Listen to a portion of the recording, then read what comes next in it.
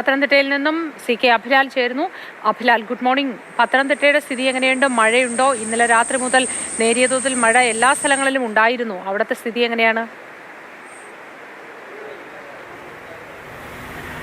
Modi, good morning. കഴിഞ്ഞ 5 ദിവസമായി ഇടവിട്ട് കനത്ത മഴയാണ് ജില്ലയിൽ പരക്കെ ലഭ്യമാകുന്നത്. നമുക്ക് കാണാൻ സാധിക്കുന്നത് കലങ്ങി മറിഞ്ഞൊഴുകുന്ന അച്ചൻകോവിലാറാണ്. പത്തനംതിട്ട നഗരസഭാ പ്രദേശത്തെയും പ്രമാണം ഗ്രാമപഞ്ചായത്തിനെയും തമ്മിൽ ബന്ധിപ്പിക്കുന്ന പാറക്കടവ് പാലത്തു നിന്നുള്ള ദൃശ്യങ്ങളാണ് കാണാൻ സാധിക്കുന്നത്. കഴിഞ്ഞ 5 ദിവസത്തെ മഴ കൊണ്ട് ജലസ്രോതസ്സുകളിൽ പ്രത്യേകിച്ച് പമ്പ, അച്ചൻകോവിൽ, മണിമല ആറുകളിൽ ജലനിരപ്പിൽ കാര്യമായ ഉയർച്ച ഉണ്ടായിട്ടുണ്ട്. ചിലയിടങ്ങളിൽ കര തൊട്ടൊഴുകുന്നുണ്ട്. പക്ഷേ ആശങ്കപ്പെടുന്ന ഒരു സാഹചര്യം നിലവിലില്ല. അതേസമയം തന്നെ അടുത്ത ഒരു 2 ദിവസം കൂടി കഴിഞ്ഞ ദിവസങ്ങൾക്ക് സമാനമായി തന്നെ മഴ ലഭ്യമാകുന്ന സാഹചര്യമാണെങ്കിൽ താഴ്ന്ന പ്രദേശങ്ങളിലേക്ക് വെള്ളം കയറാനുള്ള ഒരു സ്ഥിതിയുണ്ട്. അതേസമയം പമ്പ നദിയിൽ 2 ഇടങ്ങളിൽ, അതായത് പെരുന്നാട് ഗ്രാമപഞ്ചായത്ത് പരിധിയിൽ വരുന്ന അരയാഞ്ചിലിമൺ, നാറാണമ്പൂഴി ഗ്രാമപഞ്ചായത്ത് പരിധിയിൽ വരുന്ന മറ്റൊരു കോസ്വേ എന്നിങ്ങനെ 2 കോസ്വേകൾ മുങ്ങി.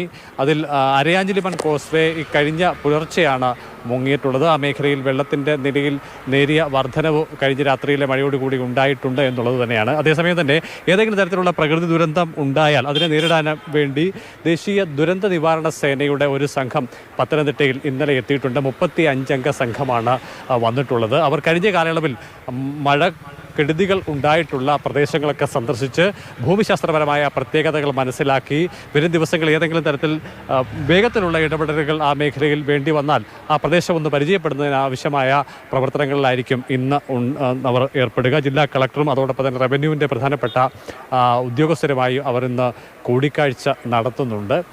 നിലവിൽ മഴയ്ക്ക് നേരിയ ശമനമുണ്ട്. ചെറിയ ചാറ്റൽ മഴ ജില്ലയിൽ ചിലയിടങ്ങളിൽ പെയ്യുന്നു എന്നതൊഴിച്ചാൽ കഴിഞ്ഞ ഒരു 2-3 മണിക്കൂർ സമയമായി കാര്യമായ മഴ ലഭ്യമായിട്ടില്ല.